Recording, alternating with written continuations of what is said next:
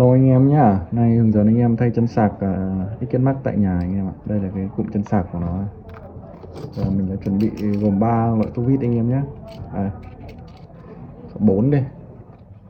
Chân 3 cạnh này, chân ngôi sao, chân 4 cạnh, 3 cạnh và chân này là chân tháo tuốt vít to, 4 cái anh em nhé. Ok. Kèm theo banh và nước tách. Ok. Anh em đầu tiên anh em tháo cái ốc vít này ra anh em nhé.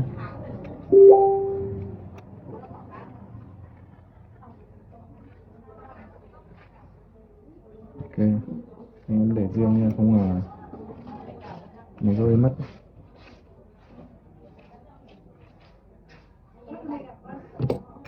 Anh em nhớ tắt nguồn anh em nhé, giữ hai nút nguồn đến nút giảm âm lượng, giữ nút nguồn đến nút giảm âm lượng, tắt đi, mình cậy màn này thôi.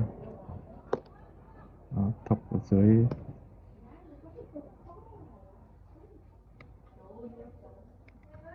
Ok, anh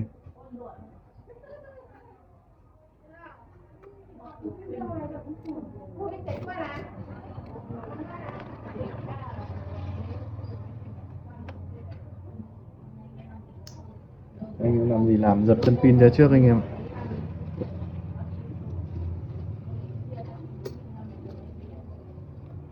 Để giật chân pin ra anh em làm gì anh em làm.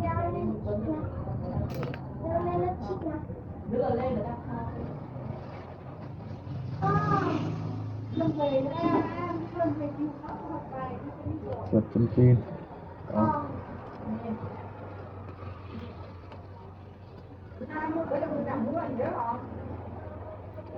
Nó ra rồi.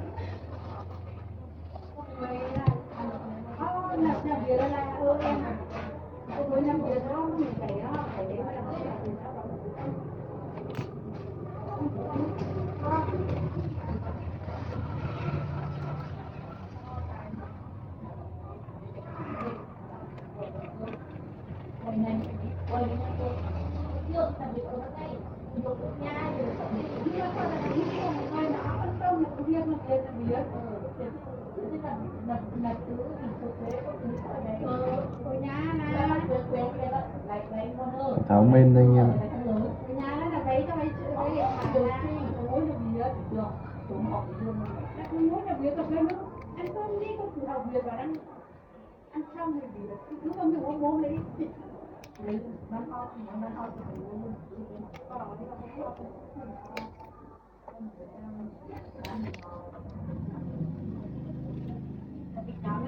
Đây là cái đệm mà kết camera,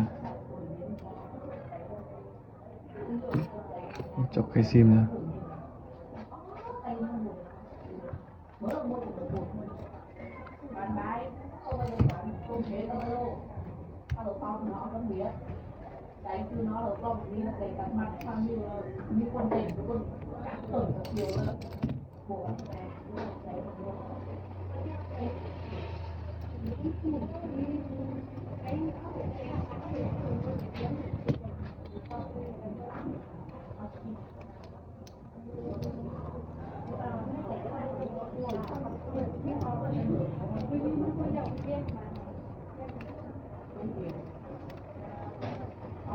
Bên đây em đổ nước tách vào nha. Đó, xong phần trên bên là rồi phần tháo ở dưới này.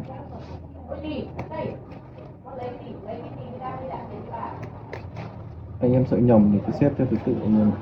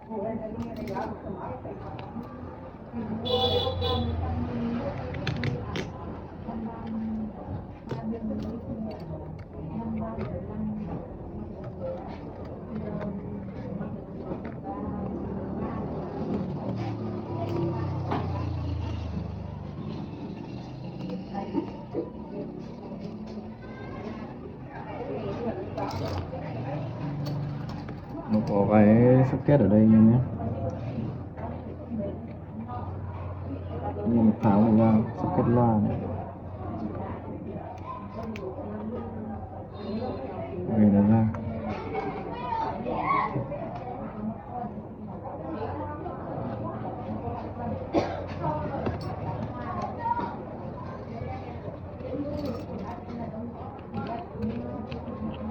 Tháo cái gạt rung này ra.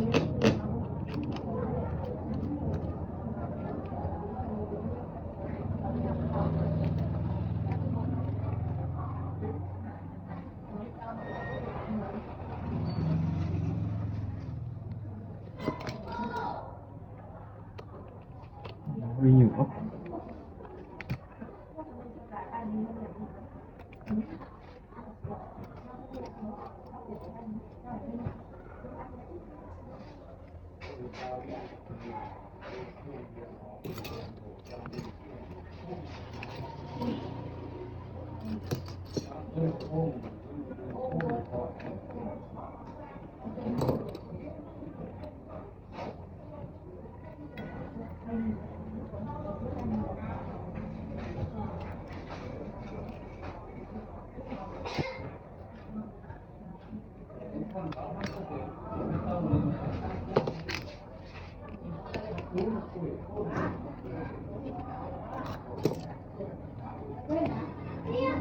Nó có hai cái ốc dài nó cố định vào trong cái sườn của máy này.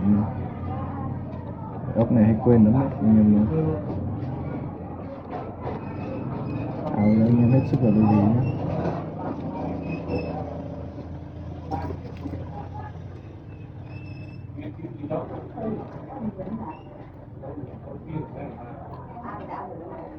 Này ốc này.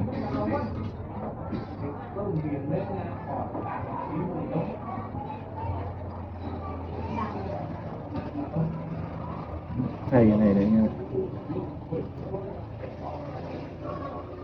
Đó, cái này vứt đi. Cái này vứt đi, thay cái mới này vào.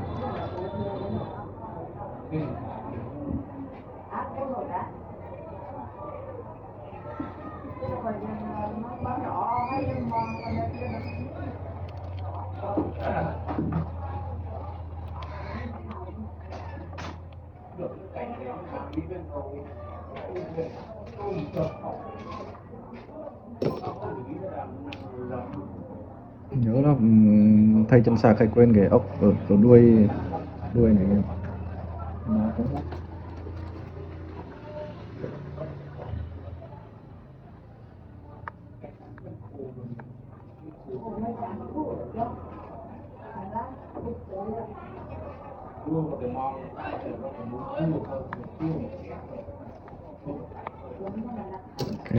ok.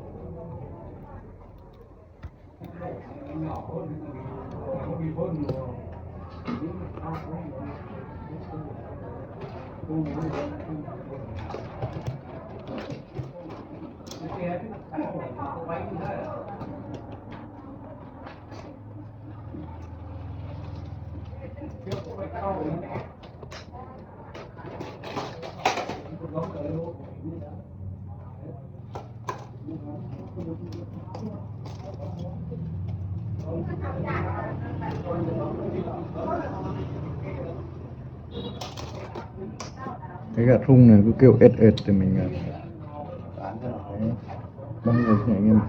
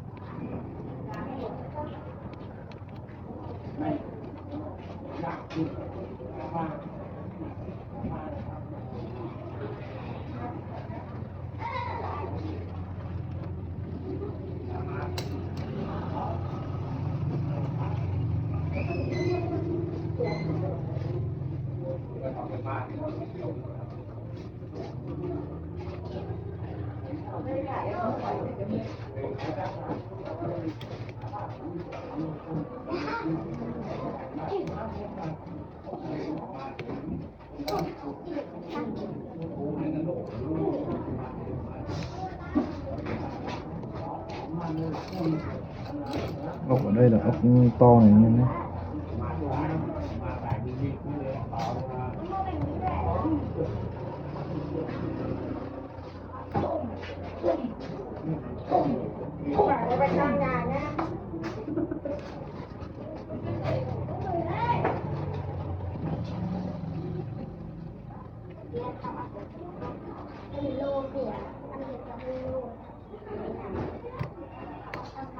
À, ở đây cũng là ốc to này.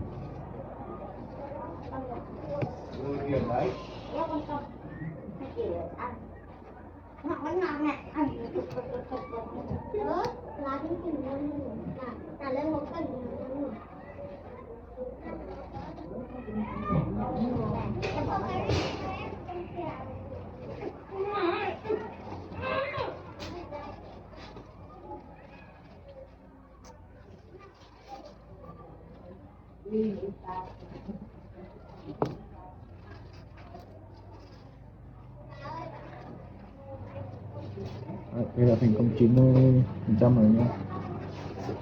Còn men thì lát vào nó là xong.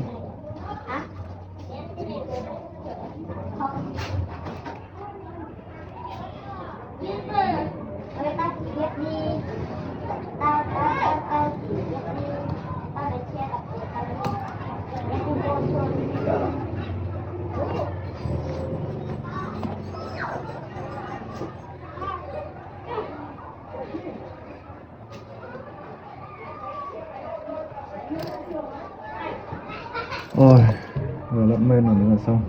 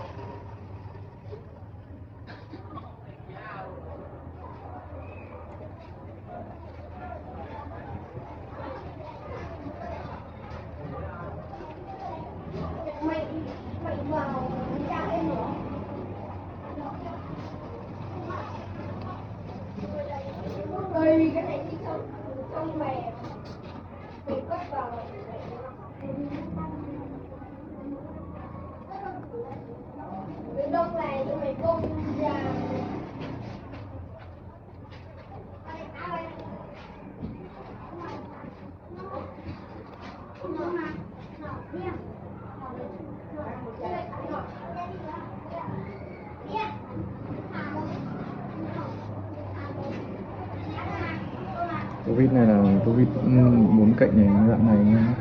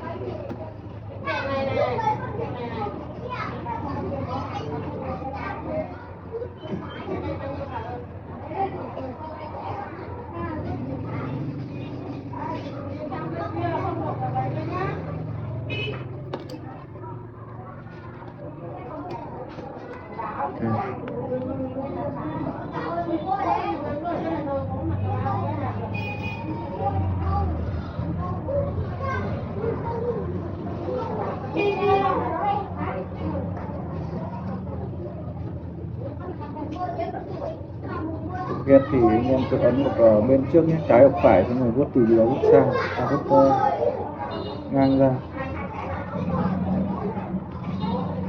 Còn mình có vuốt ở giữa luôn một phát là phía tối socket anh em.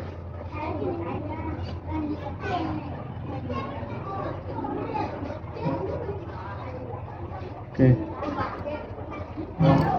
đây là xong kèo.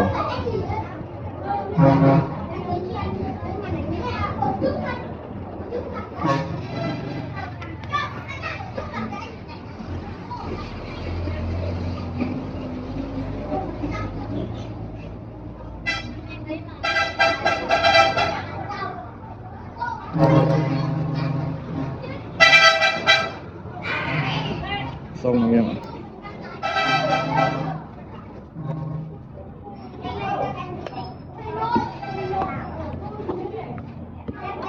Test xem nào, dòng sạc các thứ thì nó như nào. Đón dòng anh em nhé.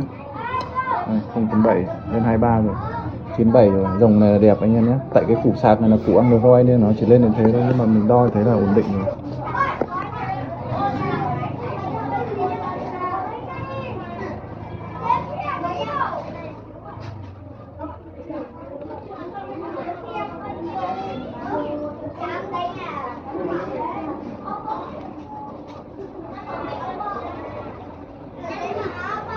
Ok nhé, đôn kèo anh em nhé, xong rồi đấy.